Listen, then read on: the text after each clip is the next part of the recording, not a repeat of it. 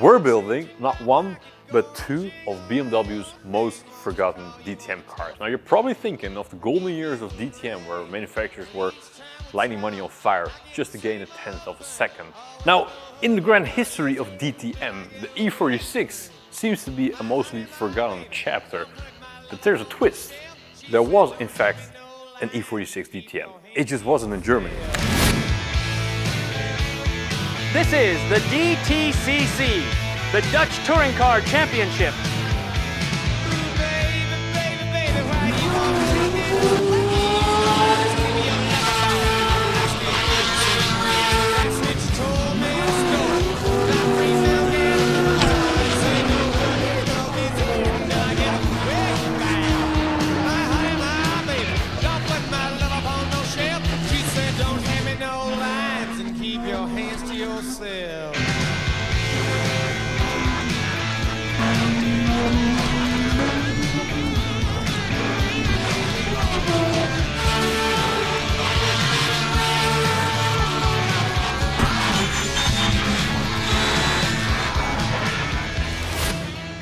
And you know what? Almost 30 years later, I think we can build one without selling a kidney. So after a lifetime of neglect, questionable mods and fever-inducing mirror sense, we're gonna bring these two cars back to life. We're gonna build two DTC cars. All right, I've come up with a 4-step plan by which, on the end of this episode, we're gonna have something that resembles two proper race cars. First up, the cage. And for the cage, we need to do some very tedious, time-consuming work. You see, we have to strip the car. Not just strip the car, we have to remove all the sound deadening inside of the interior, which is a really shitty, time-consuming, tedious job. So for that, we have set up a honey pot. You see, we've sent an invite to all of our good friends, who, in my defense, should know better, for a barbecue in the middle of winter. Hell no.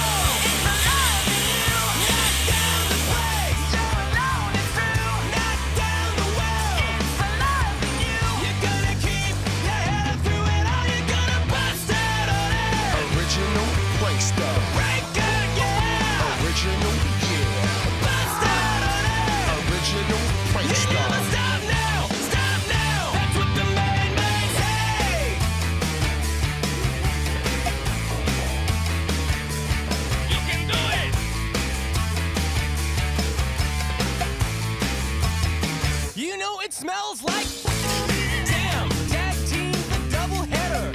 Son of Sam, fire always makes it better. Navigate with style and aplomb, cause wherever you're at, that's the tip use on. Lies, says he's down in the Bahamas. Tries, bring your little hoochie mama. No way, none of this is true. Well, I've seen it come a day when the joke's on you. Knock down the wall, it's alive in you. Knock down the place, you're alone and through. Knock down the wall, it's alive in you. You're gonna keep your head up through it all. You're gonna bust out on it. Original plate stuff. Break out, yeah. Original, yeah. Bust out on it. Original plate You never stuff. stop now, stop now. That's what the man said. So what actually are we building? We're building DTC cars. Well, actually, we're building two, because we want to go bumper to bumper racing, and to do that, you need at least two bumpers. Now, in good old DTM fashion, we're going to start off by cheating. You see, the original cars, they ran M52 engines, 2-liter engines driving up to 9,000 RPM. We don't have the budget, the means, the capacity, or the skills to maintain them. So that's out of the question. We're going to replace those with M54 engines. And with our little secret sauce, we're hoping to get close to 280 horsepower out of those engines. Now, these cars also have to remain street legal. You see, we want to be able to drive these cars on the Nordschleife public driving days or even track days. And for that, you need a street legal car. So we've jumped to a bunch of hoops to get licenses on these two imported German cars. and get a sequential license plate, which we're really happy about.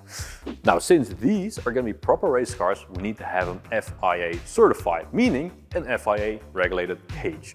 Well, the original cage as they had them back then doesn't exactly meet qualifications anymore. So we're going to have to make something new and something improved, and we're going to do just that in a couple of minutes. Now, when it comes to ABS, we have found a way to make a proper motorsport ABS system for a fraction of the price, and that definitely improves driving. You can just drive that much more on the limit, so must have in these cars. Since racing is one of the cheapest hobbies you can get into,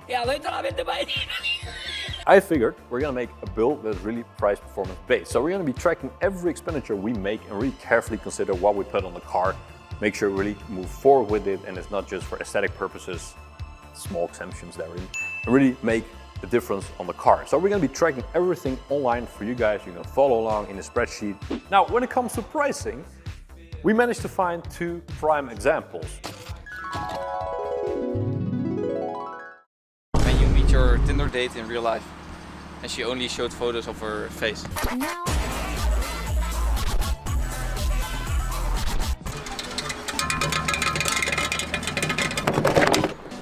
Kijk! Zie ik veel opties? Ja, dit is echt een topaankoop hoor, dit.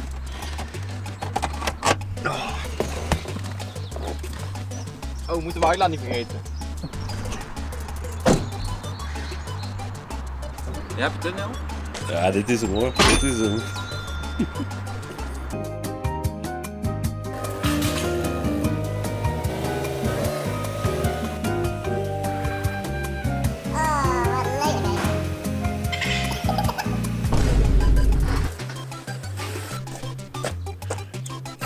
Kijk dat.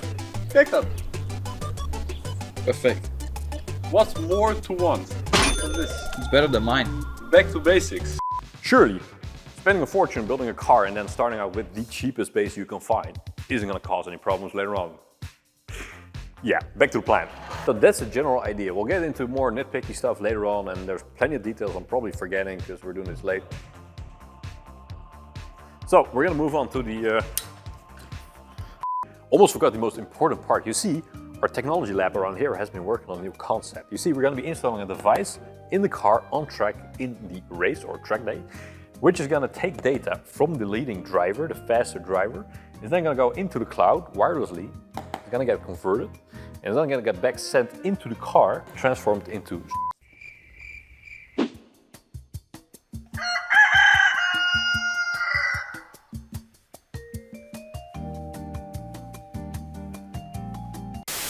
All right, so it's now the day after, and the cars have to be at Cage Builder tomorrow. So we have just this evening to get all the rest done. All right, so we've come up with a little plan. You see, originally the E46 has these little panels here and here connecting the strut tower to the rest of the chassis, making it a lot stiffer. The downside is it looks a lot messier because you got a bunch of crap running over the engine, boxing the engine in. It'll just look messy. So we thought, how about we remove this and instead run the roll cage to the towers, as was the plan, but also from the towers back to the chassis, making a triangle, really reinforcing the front end of the car. In doing so, we can remove these panels, which will make the engine bay look a ton nicer. So, with only a few hours to go, we've decided this was the best course of action.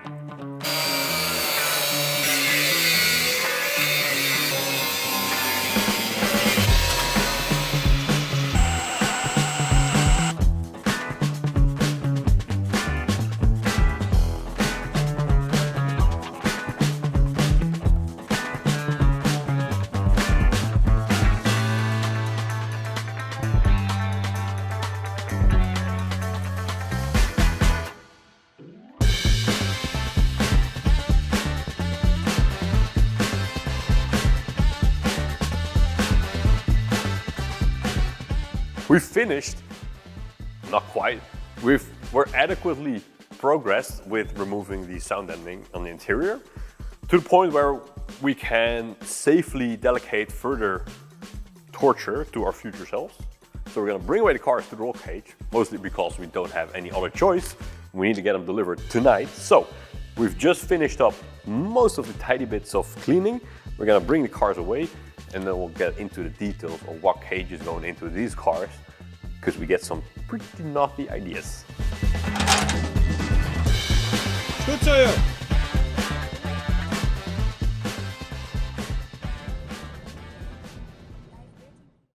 All right, we've just brought away the cars, and first thing tomorrow we're gonna go back to start on the cages. But before we go into any of that, we got the engines. This is our weapon of choice. This is the M54 3-liter, because as I've mentioned earlier, the original engines were M52s, 2 liters, revving up to 9,000, sometimes even 10,000 RPM, which we can't afford, we can't maintain, and it's really far, far out of the scope of this project.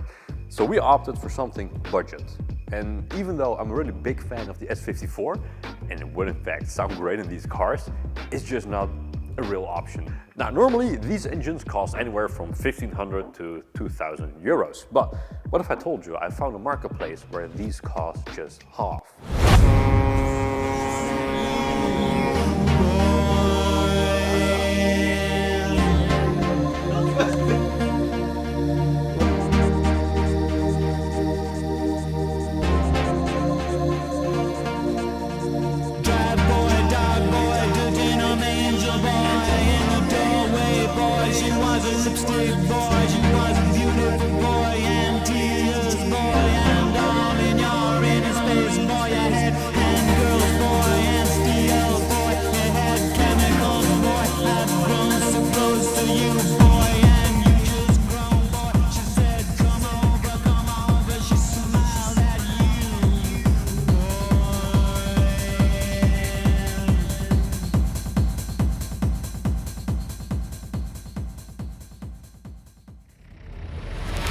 So, we're gonna keep it simple. No machine work, no engine rebuild, nothing you can't do at home.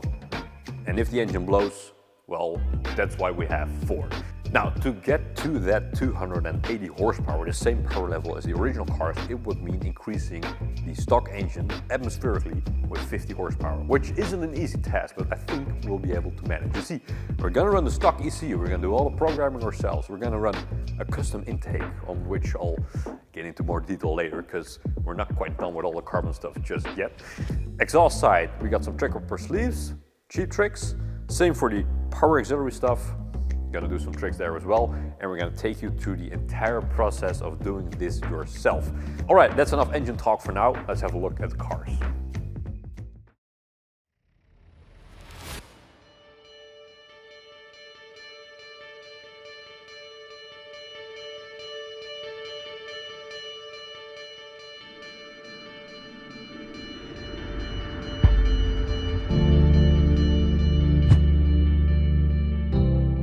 All right, we're here at VA Fabrication because these guys are gonna be doing all the cage work and the chassis work on these cars. Now, you see there's a funny coincidence because in the previous episode, we bought a E46 compact cup car. Sight unseen and really didn't know any history about it. Now, as it turns out, that very compact drove alongside some of the original DTC cars. And that compact was built right here at VA Fabrication. Now, what makes this story even more interesting is the fact that not only did they build the compacts, they've actually built some of the original DTC cars. So what better place to build our homage DTC cars than the very place that actually built some of these cars? I mean, it really doesn't get any more original than this. Ik heb hier de originele papieren van het DTC-kooi. Dit zijn de originele documenten van een DTC-kooi. Ondanks dat we op dezelfde plek zijn waar ze ooit gebouwd zijn en we dezezelfde kooi zouden kunnen vervaardigen, mag dat helaas niet meer. Dat heeft met een aantal dingen te maken, waaronder het optimisme toen van de designers. Maar daar kan Guus wellicht meer over vertellen. We gaan iets afwijken van het rolkooiontwerp wat ze vroeger hebben gebruikt voor de DTC-auto's. Destijds konden ze nog gebruik maken van extreem dunne buizen. Dus nou, over buizen met een diameter van 40 mm en een wanddikte van 1 mm. Nou, zo dun mogen ze vandaag de dag niet meer gebruiken. We maken een 3D-scan van de auto, die wij gebruiken als design space voor een 3D-model. Als wij het 3D-model klaar hebben, wordt dat weer vertaald naar een werkvoorbereidingsbestand waarin we in detail kunnen weergeven wat de lengtes zijn van de buizen, wat de hoeken zijn die ze gebogen moeten worden, hoe ze moeten worden gesneden of ingeslepen. Ze volgt een volledig werkvoorbereidsbestand uit wat hier in de werkplaats gevolgd kan worden. Voor het huidige ontwerp hebben we de moderne homologatiereglementen van de FIA gebruikt. We hebben ons best gedaan om het ontwerp zoveel mogelijk te laten lijken op het ontwerp wat ze destijds in die DTC-auto's hebben gebruikt. In plaats van die grote gustpartij in de A-stijlen hebben we nu gekozen voor een buis die strak langs de A-stijl afloopt en wel wordt ondersteund door een extra buis. Dat is dan weer een verplichting wat in het homologatiereglement staat. Verder hebben we ervoor gezorgd dat de rolkooi is verbonden aan de subframe punten aan de achterkant. Het is een bekend verhaal dat die subframepunten onder de auto's uitscheuren en bij een van deze twee gevallen was dat namelijk ook al finaal gebeurd. Ook hebben we ervoor gekozen om de rolkooi te verbinden aan de schokbrekertorens aan de voorzijde. Dat doen we niet zomaar op de normale manier, maar de jongens van GRAUSLICK hadden een heel gaaf plan om een DTCC-stijl verbinding naar de voorkant toe te maken. Dat wil zeggen dat er een V-verbinding wordt gemaakt vanaf de rolkooi die in de cabine zit naar de schokbrekertorens aan de voorzijde. Ja, op die manier wordt die auto natuurlijk echt extreem stijf en kan die gewoon enorme klappen op de voorzijde opvangen.